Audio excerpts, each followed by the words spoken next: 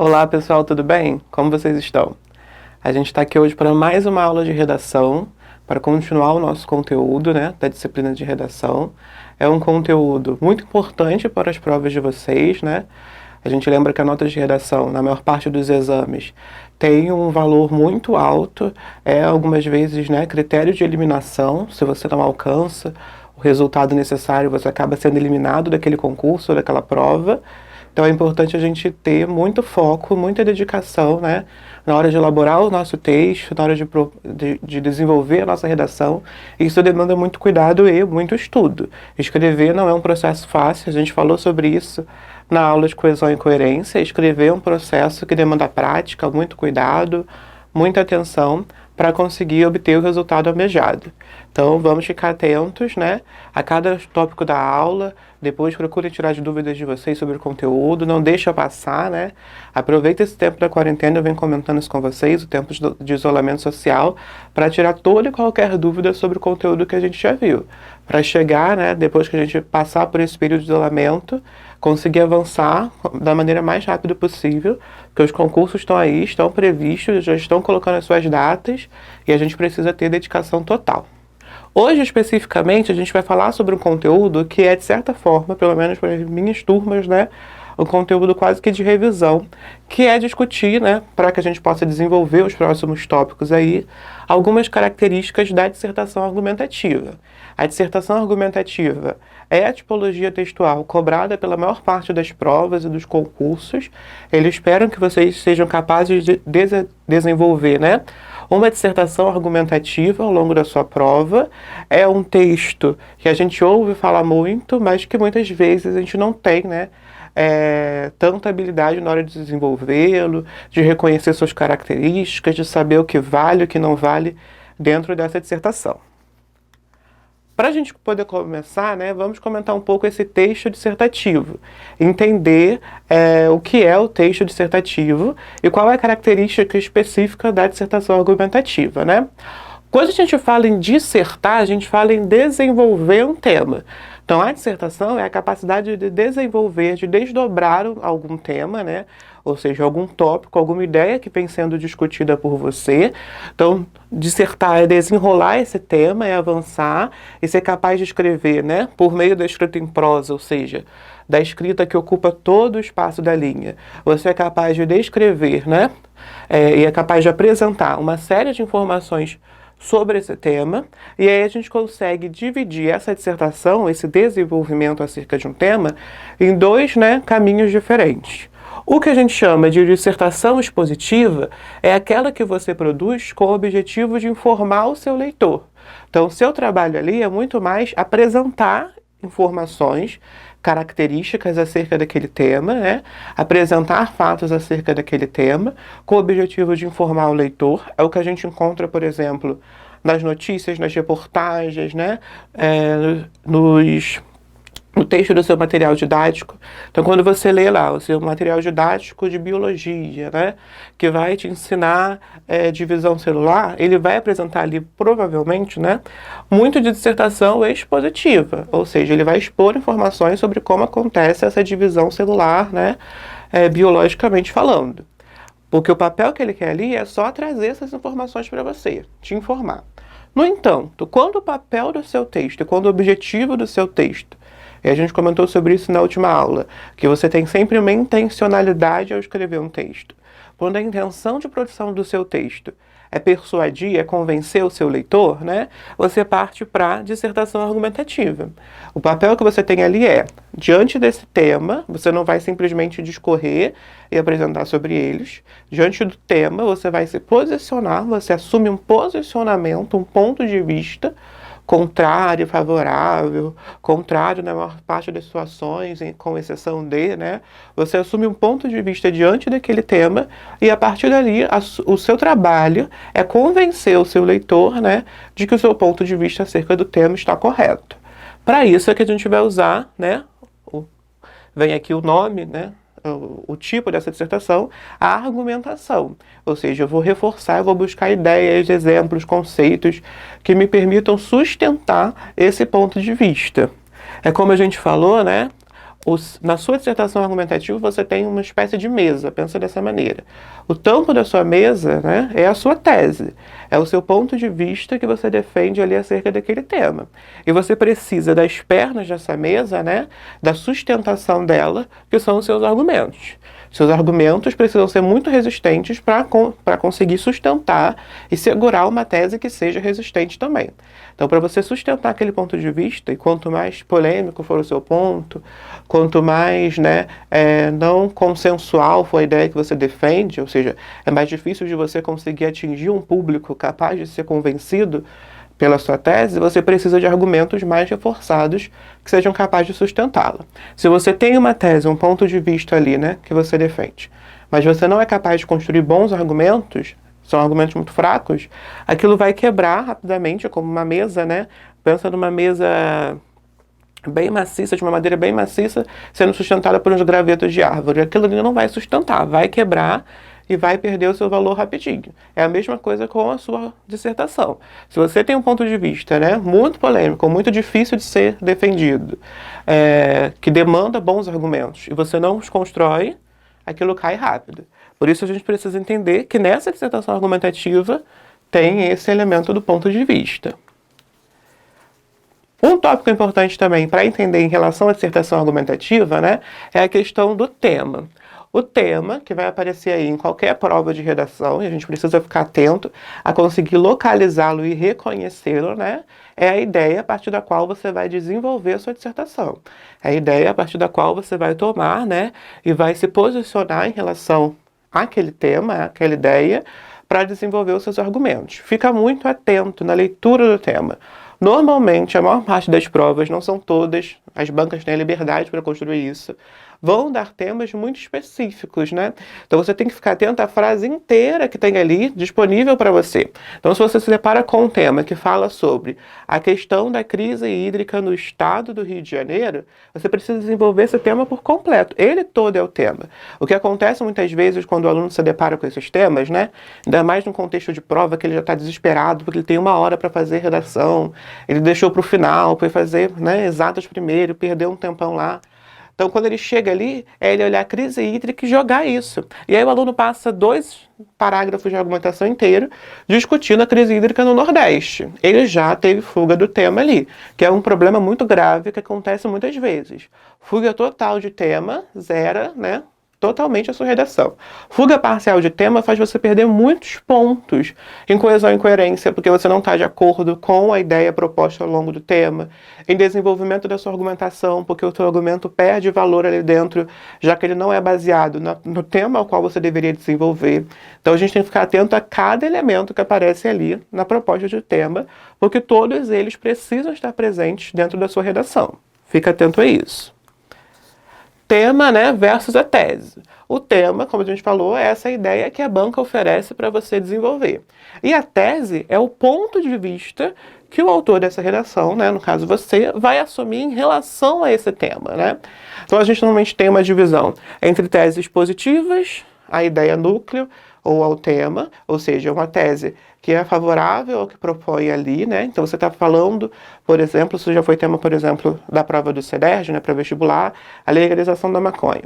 Se você coloca favorável a uma temática, essa temática, né, você vai defender aquilo que está exposto, aquilo que é proposto a você. Você se posiciona favoravelmente, né, a favor da liberação, contrário, contra a liberação. Dependendo de como você se posiciona, você consegue construir, né, uma argumentação favorável nessa situação, contrário a.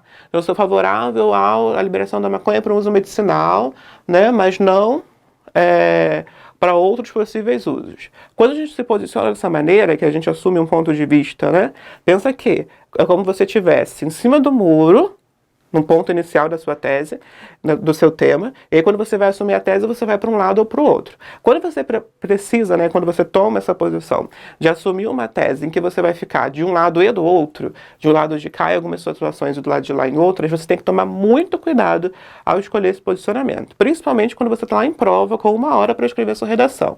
Por quê? Porque quando você assume esse ponto de vista, né, intermediário, que a gente chama, né, de um posicionamento, de uma argumentação dialética, você põe os 2 lados para conversarem, quando isso vale a pena e quando não vale, você tem que tomar muito cuidado para não correr, né, o risco de ficar do lado de cá e não chegar do lado de lá nunca. Ou seja, argumentar de maneira favorável e aquilo que você já te posicionou lá de maneira contrária não aparece. Ou quando aparece, aparece de uma maneira contrassensual, parece não fazer sentido. Fica ali incoerente as informações que você expõe.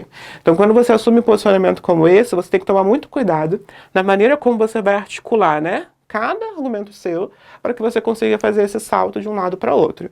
Por isso, muitas vezes, vale mais a pena, né, pelo menos ali naquele contexto de produção da prova, você assumir um posicionamento mais fechado, favorável ou contrário, a depender do tema. Fica atento que essa noção de uma visão positiva, né, contrário ou favorável, ela não abarca toda a temática que você discute. Nessa prova do CEDERJ que falava, por exemplo, sobre legalização, né, da maconha, você consegue assumir um ponto de vista contrário ou favorável a essa discussão.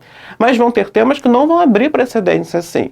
Um dos últimos simulados que a gente fez, o pessoal que fez simulado de sargento deve lembrar, né, em relação à ESA, uma das temáticas de geração era você discutir a questão da obesidade no Brasil. Você não vai posicionar a favor ou contrário dos obesos. Não é o que a redação pede de você. Ela pede que você discuta o que leva a esse quadro, né, de pessoas obesas no Brasil em comparação com 30 anos atrás. Você pode discutir, né, uma posição do caminho que leva a esse quadro. Então eu acho que é uma questão muito mais da maneira como a pessoa mantém a sua qualidade de vida, né, de uma má alimentação e da falta de exercícios físicos. Ou você pode pensar esse quadro também como uma consequência dessa sociedade muito mais tecnológica, as pessoas não são incentivadas a se exercitarem, que as pessoas muitas vezes usam, né, a alimentação como uma válvula de escape. Você escolhe caminhos diferentes para argumentar em relação ao tema. Tem que ficar atento naquela análise que a gente falou de quando você, né, compara e vai observar o que o tema pede de você. Olha aqui, por exemplo, né, o exemplo 1 de um tema possível a ser discutido sobre violência nos dias atuais. Essa é a temática, a ideia que a banca pede que a pessoa discuta. E aí vamos ver como ela se posiciona em relação a isso? Muitos discutem a crescente violência dos dias atuais como algo exterior e nunca como um movimento que inicia em si mesmo. Isso se dá por conta do individualismo exacerbado, vivido odiernamente e por conta da irreflexão de atos, como o consumo de drogas, que pioram ainda mais a situação. Então, olha só. Ela parte da temática proposta pela banca da violência nos dias atuais e ela precisa discutir. Aí, ó, é uma daquelas temáticas que a gente falou que não dá para assumir um posicionamento contrário ou favorável. Tipo, eu sou a favor da violência, sou contra a violência. Não é essa abertura que a banca dá para você num tema como esse. Aqui você precisa discutir o que leva a esse estado de violência nos dias atuais.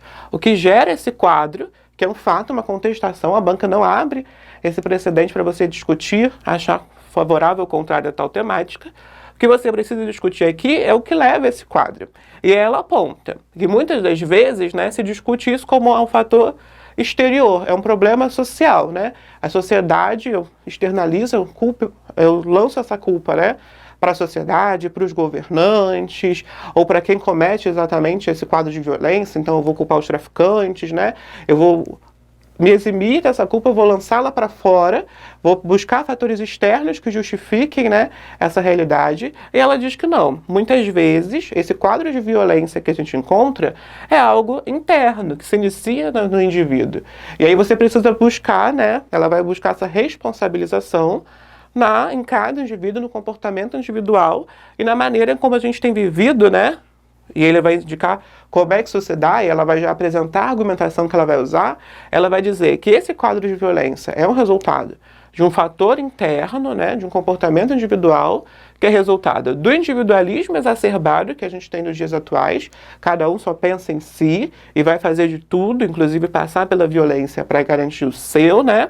E essa irreflexão dos atos. As pessoas, né, baseadas nesse comportamento individualista, fazem as coisas sem pensar nas consequências que podem gerar para a sociedade. Então ela parte do interior, do individual, para poder apresentar essa violência no quadro geral. Tá vendo como é feita essa tomada desse posicionamento, essa construção dessa tese? Um segundo exemplo, ó. Perigos da obsolescência programada.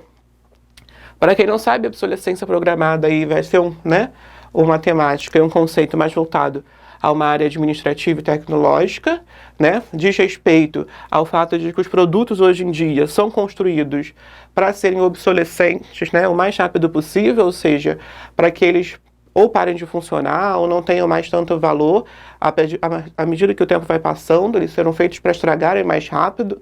Então eles são construídos com materiais, né, de menor valor, ou então quando você faz a troca de um computador, o que muda ali é uma pecinha só, mas você não pode só comprar aquela pecinha para trocar para o seu computador antigo, porque ele não serve no antigo. Então eles mudam o formato para te obrigar a comprar todo um computador novo, se você quer uma única coisa que tem no novo modelo. Essa é a prática da obsolescência programada. E a redação, outra temática daquele tipo em que a gente não tem muito caminho, você vai discutir esses perigos dessa obsolescência programada, né? Há riscos ali que ela oferece à sociedade, e quais seriam esses riscos? Então olha como a pessoa faz a construção do texto. O sistema capitalista, nascido tímido nos berços feudais, com o excedente da produção em forma de escambo entre os agricultores, tomou proporções gigantescas e lucro maior ainda a partir das revoluções industriais. Então ela contextualiza, é importante que você faça uma contextualização do seu tema também. No caso aqui ela faz uma contextualização histórica, ela vai fazer essa retomada desse sistema capitalista, que é o que vai defender, né, e o que vai desenvolver cada vez mais essa obsolescência programada, porque é relevante para que ele consiga alcançar essa lucratividade. Aí ele vai continuar, ó. Hoje, para manter a média das vendas, os empresários diversificam a cada dia mais as funcionalidades de seus produtos. Eles querem sempre vender, né? Além de programarem sua obsolescência, tornando necessário ao consumidor voltar a adquirir novos rapidamente. Então, os produtos são programados para durarem 2 anos, né? Todo mundo já deve ter ouvido vovó falar, mãe, né? Que, nossa, antigamente o guarda-roupa durava 20 anos, de madeira maciça. Hoje, você compra um, já sai da loja quase quebrando.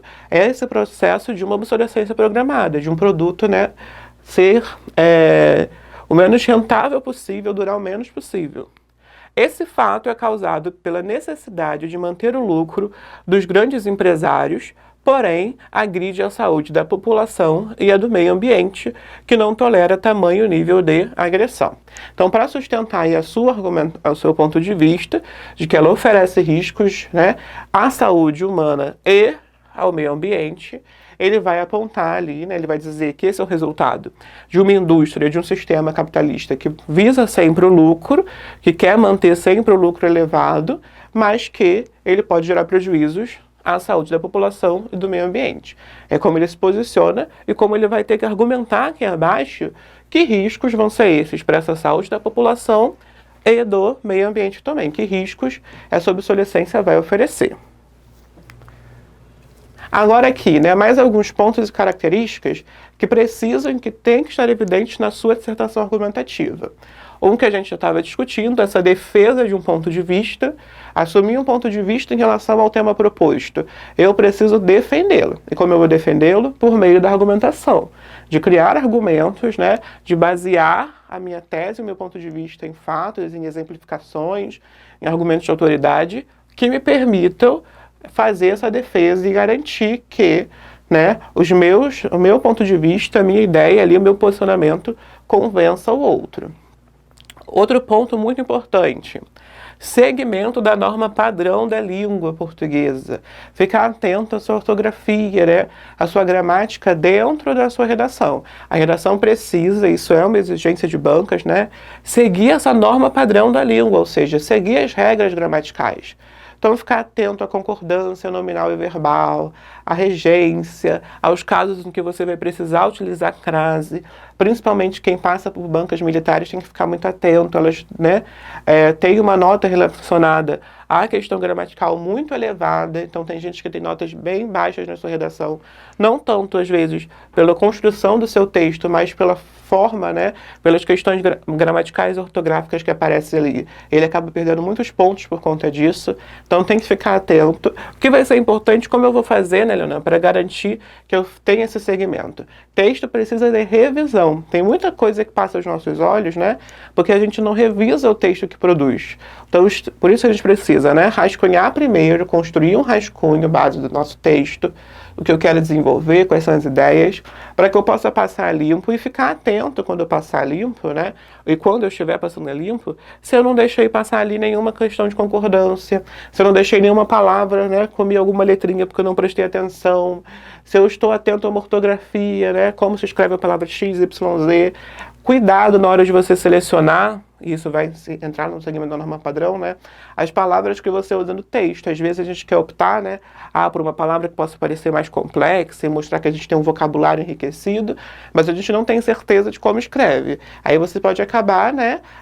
Se dando mal. Por quê? Porque você vai escrever, chega lá depois, você vai conferir e você viu que escreveu aquela palavra errada. Era com 2 S, você colocou com S só, era com 2 S, você colocou com C cedilha, não prestou muita atenção, e aí você perde pontos porque você optou. Às vezes vale a pena recorrer a um termo mais simples para fazer retomada, né, para se referir àquela questão, do que optar pelo mais complicado, mais complexo, mas que você não tem tanta, né, tanta certeza quanto a escrita daquele termo. Então fica atento a esse aspecto também. Objetividade e clareza, né?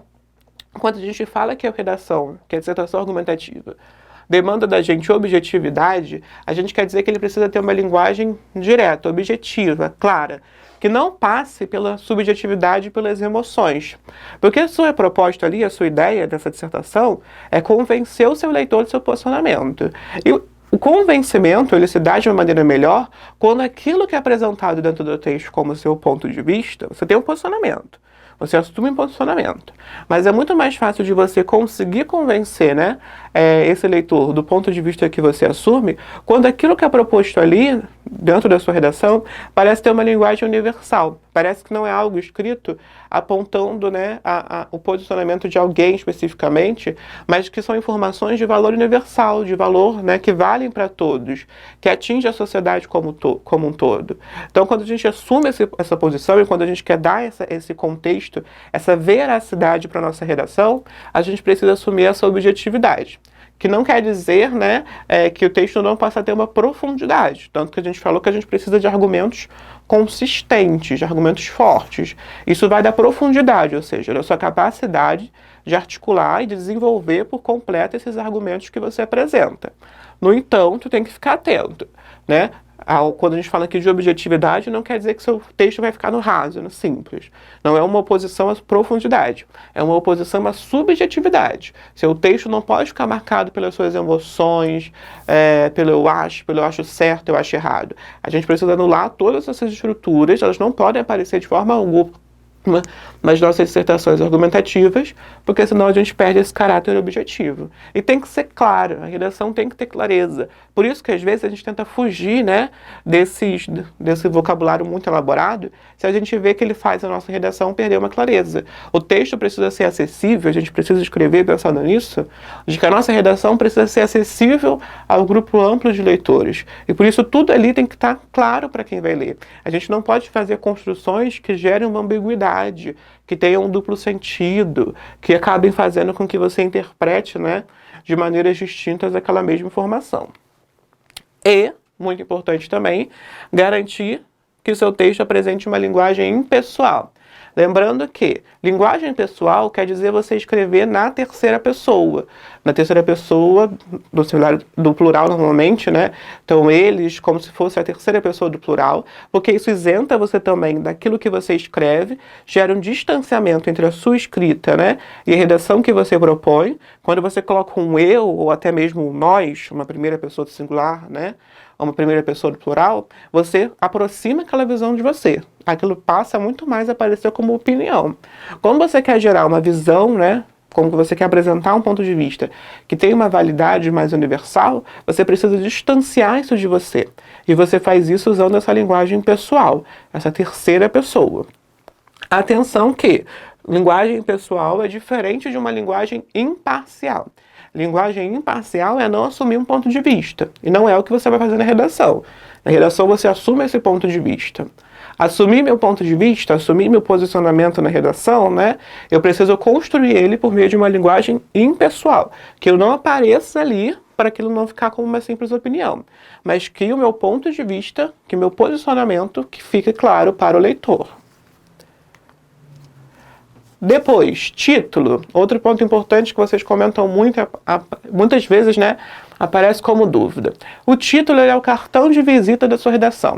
Ele é a primeira coisa, né, que o corretor vai ter contato, que o avaliador vai ter contato na sua redação. Por isso ele precisa chamar a atenção, ele precisa ser um título, né, que chame a atenção, que seja convidativo para o seu texto. Quando a gente se depara, né, pode prestar atenção nisso quando a gente voltar às ruas aí e passar por bancas de jornal, você vê que as manchetes que te chamam mais atenção são aquelas que têm títulos mais convidativos, títulos mais atrativos para o leitor. E o título da sua redação também precisa ser assim. Então, quando a gente fala sobre esse título, a gente tem que ficar atento a algumas questões. Primeiro, o título é a síntese do tema, ou seja, o título tem que ser capaz de sintetizar as ideias que vão ser apresentadas ali dentro da temática da redação e as ideias que vão ser apresentadas dentro da sua, né, do seu texto, da sua produção. Ele tem que sintetizar aquilo que o seu texto aponta e expõe ali dentro. Então fica muito atento na hora que você for produzir esse título.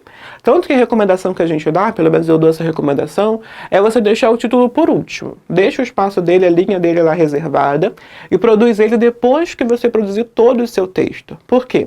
Porque você vai ser capaz de observar tudo aquilo que você produziu para conseguir sintetizar, né, toda a sua produção, todo o seu texto, sintetizar, resumi-lo, de maneira que o título traga já esse resumo, aponte já sobre o que você vai falar. Então é bom construir primeiro toda a sua produção, toda a sua redação, e depois você articula e elabora o seu título em relação a ela. Segundo ponto importante é que a gente já vai apresentar um ponto importante. Título é diferente de tema. Título sintetiza o tema, né? Sintetiza a sua redação. Mas ele é diferente de tema. Não pode colocar o tema que a redação te dá como título. Tema é a ideia que ele quer que você desenvolva. Título é a síntese do seu texto, da sua proposta de redação, né? Daquilo que você propõe como redação. Usar título como tema é simplesmente copiar a banca. É muito mal visto.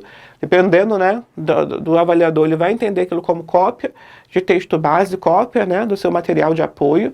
Então, esquece usar o tema como título. Nem, se possível, né, até porque a gente fala sobre isso mais pra frente, na questão da criatividade, nem parafraseando, nem rearticulando. Porque às vezes vocês colocam assim, o tema tá lá, né, a crise hídrica no Rio de Janeiro. Aí vocês colocam a crise da água no Rio de Janeiro. Isso é parafrasear tema, né? Mudar uma palavrinha ali, mas escrever literalmente a mesma coisa que está no tema.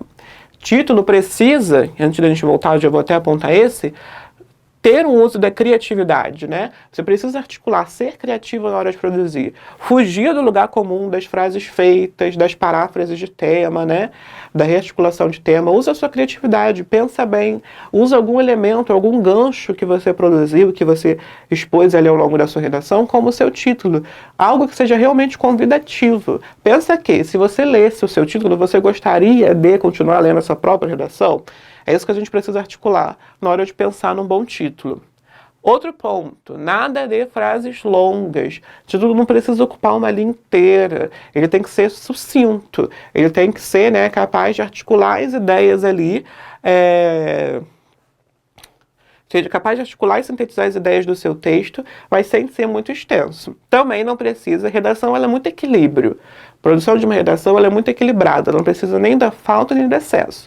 Títulos também de uma palavra só podem ser condensados demais e podem abrir muito a sua redação e a sua temática. Então, normalmente ali umas 3 palavras no mínimo, você já consegue articular um bom título para produzir. Mas nada muito longo. Principalmente, pelo amor de Deus, nunca ultrapasse uma linha de título. Pode configurar até na visão ali do seu corretor, como se você já estivesse começando um parágrafo ali de introdução muito curto. Então, condensar ali umas 3 a 5 palavras, você já consegue um título legal, bem produzido. O verbo é opcional, você não precisa necessariamente ter um verbo na construção de um título. A maior parte, na verdade, não vai apresentar esse verbo. Por quê? Porque o verbo, ele demanda elementos, só pensar aí na sintaxe. O verbo vai demandar um sujeito, objeto, a depender do tipo que ele é. Isso torna o título mais longo. Então, se você não quer um título muito grande, a depender do verbo que você escolhe, deixa ele como opcional. Uso do ponto final e das letras maiúsculas. Ponto final normalmente não vai ser utilizado no título, ele não precisa obrigatoriamente apresentar. Muitas vezes ele vai aparecer mais quando você usa títulos com verbos, aí você fecha com uma grande frase e você pontua no final, mas não tem uma necessidade evidente. É meio que o título tivesse ali implícito, né? A gente não põe isso explicitamente, mas é como se o título tivesse implícito nos 2 pontos, que ele vai sintetizar o seu tema e você vai apresentando mais informações abaixo. Então a gente normalmente não vai usar esse ponto final. Posso usar ponto de interrogação no meu título? Posso construir o título como pergunta? Ponto de exclamação a gente vai ver mais pra frente que a gente evita sempre em qualquer parte da redação. A gente vai entender por quê. Mas eu posso construir meu título como um ponto de interrogação, como uma grande questão? Pode, mas pergunta em redação gera um problema. Por quê? Muitos avaliadores veem perguntas retóricas como coisa chata. Porque a proposta da sua redação é que você assuma pontos de vistas, se posicione e articule o seu posicionamento ali. Se você abre uma pergunta e você constrói como uma pergunta, uma pergunta do meu título é pergunta retórica, ou seja, que não demanda resposta. Parece que você está fugindo de um posicionamento, fugindo de assumir uma posição ali em relação ao seu tema. Não vou construir como pergunta retórica. Vou construir como uma pergunta que eu vou responder ao longo do texto. Muito cuidado. Muitas vezes você está com essas perguntas e não respondem ao longo do texto. Ou respondem e deixam brechas ali em aberto para aquele questionamento. Ou essa resposta vai aparecer na penúltima linha do texto e parece que você só colocou ali porque você precisava cumprir a sua missão lá de cima da pergunta que você fez. Então, se vai colocar como pergunta, né, e a pergunta ainda tem um outro problema, que normalmente ela vai deixar o título mais longo também, ela precisa ser respondida ao longo do texto, de maneira clara, que o avaliador consiga fazer essa correlação. Por isso, às vezes, é melhor e mais interessante trabalhar com afirmações mesmos, como título, do que como pergunta. O uso das letras maiúsculas, né? Letra maiúscula em título só é para aparecer onde aparece letra maiúscula. Início de frase em nomes próprios. Às vezes a gente quer deixar estiloso o título e põe tudo com letra maiúscula, né? A necessidade com letra maiúscula, D com letra maiúscula, mudar. Aí você põe tudo ali em maiúsculo. Não pode. Títulos, desde o título você já tem que seguir as regras da norma padrão da língua. E as regras que ela prevê é letra maiúscula para iniciar a frase e para nomes próprios. Então atenção nesse aspecto. A estrutura do texto, né? A dissertação argumentativa, assim como a maior parte dos textos, tem a construção de início, meio e fim. E a gente precisa ficar atento a como se dá essa construção, né? Especificamente, dentro da dissertação, a gente nomeia essa construção, né, esse início, meio e fim, como introdução, desenvolvimento e conclusão. São 3 partes, mas não necessariamente 3 parágrafos. Normalmente a gente desdobra em mais parágrafos o nosso desenvolvimento. Fica atento que, na introdução, o que eu faço nessa primeira parte do meu texto? O que eu preciso fazer? Na introdução, você apresenta essa proposta temática, contextualiza, né, o seu direcionamento. Então, na introdução precisa ficar evidente sobre o que você vai falar, qual o tema que você está discutindo ali, contextualiza o seu direcionamento e aponta já para aquele leitor, para o seu corretor, o seu ponto de vista. O ponto de vista que você assume em relação àquele posicionamento, aquele tema que você expôs. Então, vamos discutir a violência nos dias atuais, como a gente viu lá no exemplo 1, e eu vou me posicionar dizendo que essa violência é um resultado do individualismo humano. Então, você aponta, né, a temática que vai ser discutida e contextualiza essa temática, né, assumindo e definindo ali, deixando claro a sua tese. Introdução, tese precisa ficar clara na introdução do seu texto. O corretor não pode passar muito tempo do seu trabalho, da sua redação, caçando o seu ponto de vista. Ele precisa ficar claro e evidente desde lá da introdução. No desenvolvimento, espera que você trabalhe os seus argumentos, que você desenvolva, que você fundamente a sua tese desenvolvendo esses argumentos para convencer o leitor. Normalmente a gente espera que você desenvolva, né, 2 a 3 parágrafos de desenvolvimento. Cada argumento normalmente pede que você desenvolva um parágrafo. Então, eu vou trabalhar com 3 argumentos para sustentar a minha tese, um argumento por parágrafo, se possível, para que seja bem articulado, né, o texto fique bem articulado, todos os argumentos fiquem bem claros e ninguém fique sobrando ali dentro. Às vezes a gente acaba trabalhando 3 argumentos e quer separar em 2 parágrafos, mas o que acontece? Você não quer parágrafos muito longos, a gente evita isso também na nossa redação, né? Então, você vai desenvolver 2 argumentos em um parágrafo, e aí você extrapola ali, né, desenvolve, quer falar bastante sobre o primeiro argumento, e você gasta 6 linhas com ele, aí fica, isso já está grande. Aí você gasta 2 com outra. Parece que aquele terceiro argumento ali que você desenvolveu, o segundo, dependendo de como você articulou a sua redação, ficou sobrando. Só comentou sobre ele, mas não desenvolveu, não fundamentou, não justificou aquela argumentação. Então vale mais a pena separar aí um parágrafo para cada argumento que você desenvolve.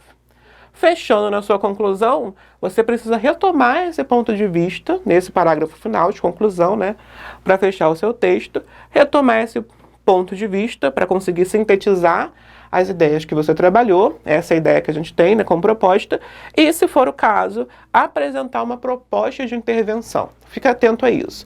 Não são todas as bancas que cobram de você uma proposta de intervenção.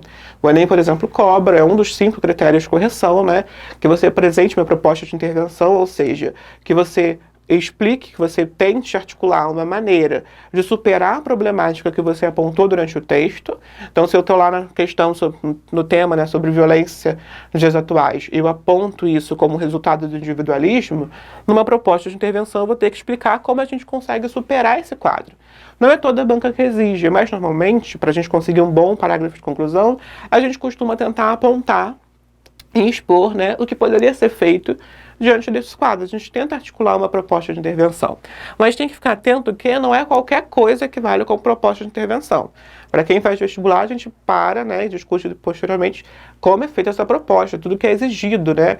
Ele não exige, não é só tacar uma solução ali genérica. Não vale, a gente fala isso, né? Não vale construir proposta de intervenção que parece a resposta de Miss. Sabe Miss em concurso de beleza? Que pergunta para ela, qual é o seu maior sonho?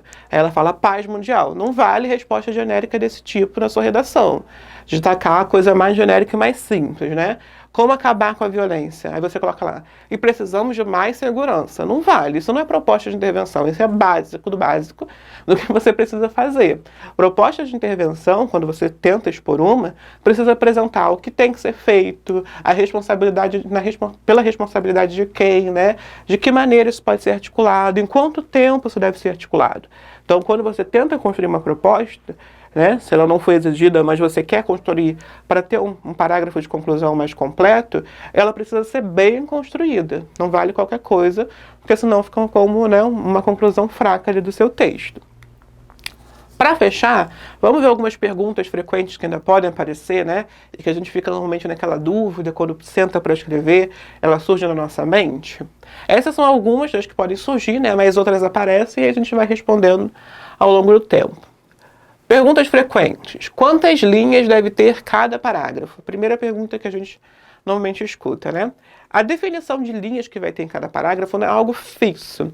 Isso depende também da quantidade de linhas que a banca disponibiliza para você. Então a gente tem uma média de 25 a 30 linhas, a depender das provas, e são elas normalmente que vão definir o espaço que você tem disponível ali para responder e para desenvolver cada parágrafo. Normalmente a gente diz que um parágrafo de introdução tem cerca de 5 linhas, né? Um parágrafo de introdução com mais 5 linhas já tem um bom tamanho. Os 2 a 3 parágrafos de desenvolvimento pode ter aí de 5 a 8 linhas, dependendo do argumento que você está articulando. E o parágrafo de conclusão, 5 ou 6 linhas, você consegue fechar uma boa conclusão. Mas o que vai depender, né, e que vai marcar muitas vezes essa quantidade de linhas, é a quantidade que você tem disponível. Então não pensa aí que eu vou dar 7 linhas de desenvolvimento para cada parágrafo de desenvolvimento, 6 para introdução, 6 para conclusão, soma isso tudo, passa a quantidade de linhas da banca. Não vale a pena você perder pontuação aí por superar o número de linhas. Vale a pena você ser capaz de condensar, né, mais a sua redação, deixar ela mais concisa, para caber ali no espaço que você tem disponível. E não ultrapassar muito, principalmente para desenvolvimento, né, não ultrapassar essas 8 linhas. Parágrafos muito longos ficam visualmente mal esquematizados. Parece que você não foi capaz de articular 2 parágrafos separadamente e colocou todas as ideias de uma vez só. Então, tentar condensar isso de um número menor. Mas fica atento que o que vai definir muitas vezes é o tamanho que você tem na prova, mas articular esses tamanhos são legais. Introdução, 5 linhas, desenvolvimento de 5 a 8 linhas, a depender do argumento que você está desenvolvendo em cada parágrafo. Conclusão, 5 ou 6 linhas, você consegue fechar bem o seu texto. Devo pular linha entre parágrafos? Não, né? Isso não é nem recomendado de maneira alguma, até porque você perde espaço ali entre esses parágrafos e foge um pouco da ideia de que cada parágrafo venha um embaixo do outro. O que marca pra gente, aí a gente tem que ficar atento a isso, né? O que marca pra gente uma divisão de parágrafos são as margens, né? O processo de construção de margem que você faz ao iniciar, ou seja, é aquele espacinho que você deixa. É aquele espacinho que você deixa, né, antes de começar exatamente o seu parágrafo. Ordenamento, que vocês amam começar as redações assim, né? Então você deixa o espacinho e inicia o seu parágrafo. Essa margem normalmente é do tamanho de um dedo indicador seu. Quer indicar lá na prova, marcar lá na prova, esse espaço usa o seu dedo indicador e você vai conseguir fazer essa marcação de margem. Não pode deixar de colocar essa margem para iniciar. É uma maneira da banca identificar quando começa os seus parágrafos. E tenta padronizar isso. Por isso que eu digo de usar normalmente o seu dedo indicador, né? Para ter um padrão. Uma margem que tem um espacinho, outra margem gigantesca, mostra ali um descuidado na hora de produzir. E textos sem margem, se você não deixa espaço, ou você deixa um espaço de 0,5 milímetro, o seu avaliador e o seu corretor não vai ficar ali tentando decifrar onde acaba um parágrafo seu e onde começa o outro. Ele vai entender aquilo ali como um grande parágrafo único e vai tirar pontos seus dentro daquela prova porque você perde ali. Principalmente para quem faz prova, né, em banca militar, muitas dessas bancas colocam capricho como critério de avaliação. Então, até o tamanho de margem que você constrói, se você coloca essa margem, se você rasura, se você passa dos limites da linha, é considerado, tira-se pontos em relação a isso. Então, fica atento para você fazer essa articulação. Só faz essa margem, ela já vai indicar que você passou de uma linha para outra. Preciso pular linha do título para o texto? Normalmente diz que pular essa linha funciona e deixa visualmente o texto mais bonito, né? Mas não há uma necessidade explícita de você pular essa linha do título para o texto. Principalmente se você já construiu lá o seu rascunho e percebeu que você vai gastar todas as linhas. Então você não perde espaço. Pensa aqui, pulando essa linha do título para o texto, você perde uma linha de escrita que você tinha, né? Título, normalmente, como ele já vem centralizado em relação à página, e o seu parágrafo vai vir, né, com a sua margem, é possível fazer essa distinção. Por isso que a gente fala também em evitar títulos muito longos. Porque se você não vai conseguir pular essa linha entre os dois, né, você perde, você não pode parecer, se o título ocupa a linha inteira, que ele já é parte do texto. Então, não necessariamente você precisa pular, mas faça as indicações que permitam visualizar esses elementos. Título centralizado, primeiro parágrafo com a sua margem certinha, você já articula ali. E atenção também que, dependendo da banca, você tem um espaço específico para título, né? A gente vê isso em correção de prova, o espaço do título está ali em cima e o aluno coloca o título na primeira linha do texto, não dá. Você já gera uma imagem para a banca que você não está prestando muita atenção no que você está fazendo. Se tem um espaço definido para o título, seu título tem que ir ali.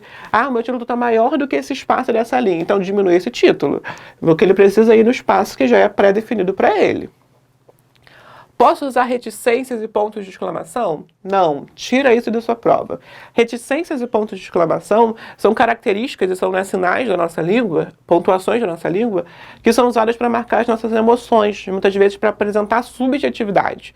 A gente não quer objetividade? Ponto de exclamação marca emoção, surpresa, raiva, amor, ódio em relação ao que você fala.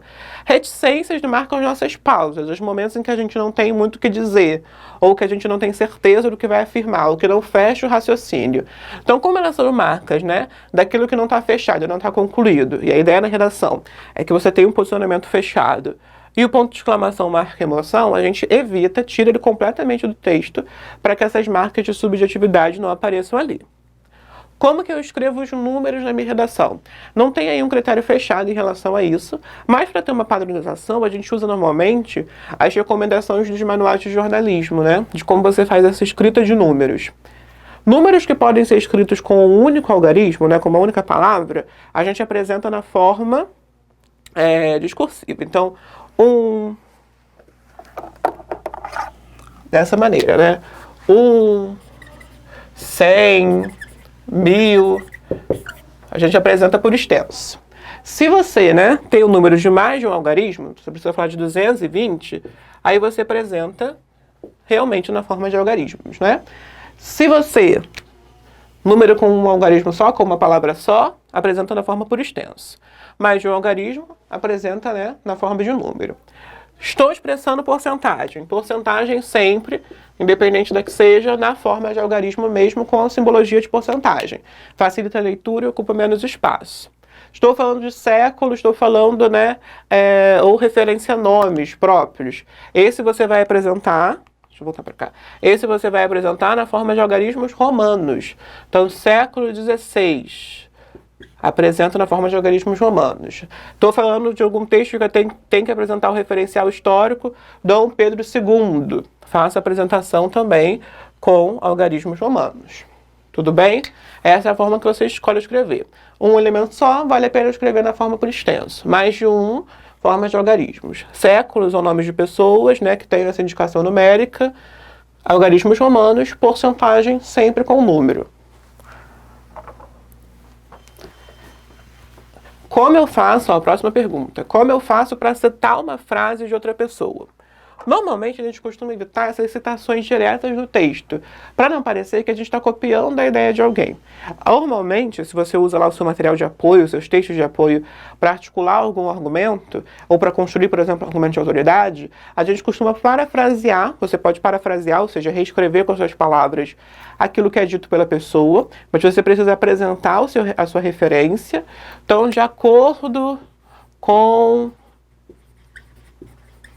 Pedro Silva, biólogo, né, de não sei, biólogo da SEDAI, a questão da crise hídrica é resultado. Então você rearticula, faz a apresentação e articula, informa, né, reescreve aquilo que a pessoa afirmou com as suas palavras, mas você apresenta o referente. Ou, se você quer fazer uma transcrição, né, direta, por alguma motivação, lembra que transcreveu a frase de alguém, isso precisa ser apresentado entre aspas, ainda com indicação, né, do referente, de quem você tirou, e apresenta a informação entre aspas no texto. Se você não consegue rearticular aquilo, é um conceito da matemática, da química, sei lá, você apresenta a referência e, entre aspas, você traz a frase, né, direto, o discurso direto daquela pessoa. Sempre precisa apresentar essa referência, né, de onde você tirou essa citação, porque senão vai aparecer, vai ser veiculado como plágio. Deve evitar o uso de parênteses? Deve evitar o uso de parênteses. Parênteses, normalmente, é o que a gente usa para introduzir uma informação a mais. Ou seja, que não está diretamente vinculada com aquele primeiro elemento que você está discutindo, e você precisa apresentar informações a mais. Então, a gente tenta evitar para não, né, correr o risco que aquele parênteses ali que você abre, então você está falando sobre argumento, e aí você precisa apresentar informações. Estou falando desse Pedro Silva, e aí eu quero apresentar informações sobre ele. E eu abro um parênteses para discutir isso tudo, fecho, e volto para o meu raciocínio. Dependendo da forma como você abre esse parênteses, se ele fica muito longo, ele pode comprometer o desenvolvimento da sua argumentação. Pode tirar, né, o foco do ponto que você estava discutindo e dificultar essa leitura, né? Então a gente evita usar esses parênteses também, só de vez em quando você precisa apresentar alguma sigla, ou que esse elemento, né, que está fora, especificamente fora daquilo que você está falando, seja bem breve para ser apresentado. Aí a gente pode até utilizar. Posso usar palavras estrangeiras na redação? A ideia da redação é que você escreva de acordo com a norma padrão da língua portuguesa. Então, sempre que você tiver a opção de selecionar uma palavra, né, no nosso idioma, na nossa língua, que substitua aquele termo estrangeiro, vale a pena fazer essa troca. Recomendo essa troca. Não tenho referente para isso, não identifico ou não reconheço essa palavra, né, que venha que faça essa substituição na língua portuguesa, ou eu reconheço qual é, mas ela não é muito comum. O que eu posso fazer? Aí você vai ter que usar o estrangeirismo realmente. E você vai colocá-lo no seu texto, entre aspas também. Então, estou falando de um feedback, né? Conceito lá administrativo. Eu apresento a ideia e eu coloco ela entre aspas, para que a pessoa possa entender que é o estrangeirismo que eu precisei colocar ao longo do texto, porque eu não encontrei nenhum referente melhor na língua portuguesa. Escrever é difícil, né? Aumenta a nota? Usar aquela linguagem mais rebuscada, vocabulário melhor, vai aumentar a minha nota? Não, necessariamente não, né? fica muito atento a isso. A gente às vezes tem essa opção de escrever numa linguagem mais complicada, mais difícil, vai pegar aquele super vocabulário e acha que isso vai melhorar, vai aumentar a nossa nota. A ideia é que o seu texto ele seja escrito com clareza, né? Sem necessitar, e algumas bancas, inclusive, em edital, dizem que não querem isso, que ele seja muito prolixo, que ele fale muita coisa sem dizer nada, né? Ou seja, que ele articule um monte de palavras e conceitos abstratos para dizer uma coisa que podia ser colocada de um modo mais simples. Então, qual é o problema da gente usar essa linguagem muito complicada? Como é que ela pode acabar até nos prejudicando em nota? Você tem dois caminhos aí. Ou você usar uma linguagem muito rebuscada que não deixa o seu texto claro para aquela banca e fica atento a quê? Usar essa linguagem super rebuscada que vai dificultar a leitura da banca vai obrigar o seu corretor a reler o seu texto. E cada vez que a gente lê um trecho do seu texto, a gente encontra mais problema ali dentro. Então às vezes usar essa linguagem que é mais rebuscada que vai fazer o corretor olhar assim, ó, deixa eu reler isso aqui, para entender o que ele quis dizer. Não está errado, gramaticalmente não está errado, ortograficamente está legal, mas eu quero entender o que ele quer dizer. E cada vez que ele lê, ele pode identificar um problema a mais. Então a gente pode até evitar essa leitura complexa se a gente quer evitar esse problema. Outro problema que acontece também é você tentar usar essa linguagem rebuscada e não ter muito foco, como a gente falou lá no início.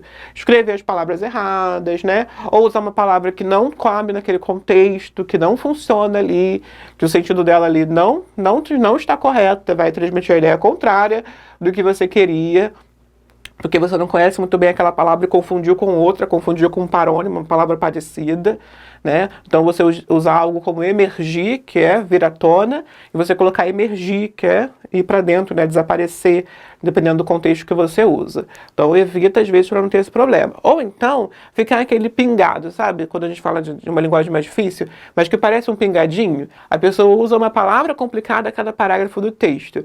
Isso mostra, na verdade, para a pessoa que você está tentando articular, né? Que você não está escrevendo o texto, a sua produção, com uma naturalidade de escrita, mas que você está usando uma mecânica fechada de que eu tenho que começar cada parágrafo com uma palavra complicada para mostrar que eu sei usar essa palavra complicada.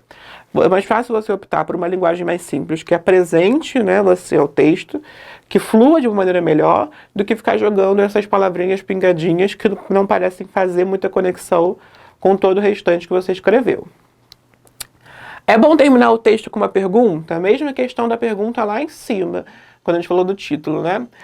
A gente, às vezes, quando chega na conclusão, a gente quer fechar o nosso texto com chave de ouro. Então eu quero que ele fique perfeito, fechadinho, com a conclusão feita, né? Mas qual o problema de você fechar com essa pergunta na sua conclusão?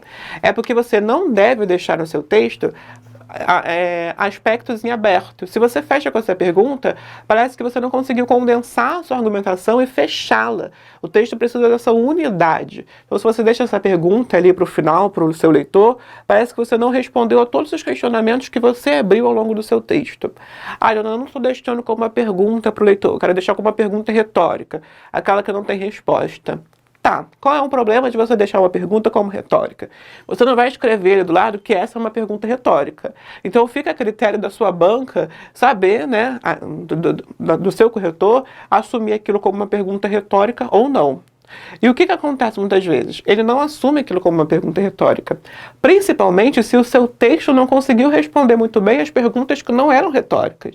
Então, se você deixou os aspectos em aberto lá em cima e ele me lança essa pergunta no final, ele pode ler, na verdade, como um problema de construção, como uma pergunta que você realmente não conseguiu responder anteriormente. Perguntas retóricas que não demandam resposta, elas não demandam resposta porque a resposta já apareceu em algum lugar. Se você deixa ela ali como pergunta retórica e ela ficou em aberto no restante do texto, ela te compromete. Então evita essa pergunta, usar a pergunta para fechar o seu texto. Ele tem que ser uma conclusão fechada. Precisa usar conectivos em todas as partes da redação?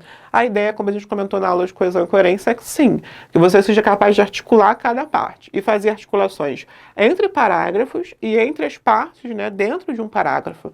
Você precisa ter ganchos que conectem o seu texto. A ideia realmente é que a sua redação funcione de uma maneira unitária, que ela tenha as suas partes mas que ela funcione como um todo. E aí, para ela funcionar como um todo, você precisa articular cada elemento ali para que ele se conecte por inteiro e flua de uma maneira perfeita. Então, a gente precisa, né, na medida possível, usar os conectivos para conectar as partes da redação. Lembrando que, como tudo na redação, demanda equilíbrio. Tem vezes que a gente quer colocar uma palavra de conexão a cada 3 palavras do texto. E isso pode comprometer a fluidez dele se você não tem uma necessidade de um conectivo ali. Mas, entre os parágrafos e entre as ideias que você está expondo dentro de um parágrafo, você precisa dessas conexões para articular todos os sentidos. Tudo bem? A gente fecha, né, essa aula por aqui. Depois, né, na nossa aula seguinte, a gente vai continuar comentando melhor sobre esses conteúdos. Revisem as suas redações, fiquem atentos a esses aspectos. Se você tem usado uma linguagem pessoal, se você tem trabalhado, né, bem os seus argumentos, se você tem estruturado a sua redação adequadamente, revisa todos esses aspectos e continue escrevendo. Para você conseguir ter uma boa redação, ouvir só a gente falar não funciona. É necessária essa prática constante, se possível, né, diária de escrita, que você tente o tempo todo melhorar a sua produção e o seu texto. Continuem assistindo as nossas aulas, lembrem de comentar aí embaixo o nome de vocês, se possível coloquem nome, né, com turma, para que a gente possa reconhecê-los mais rapidamente. Continuem assistindo as aulas e nos procurem caso surja qualquer dúvida. Tchau, tchau.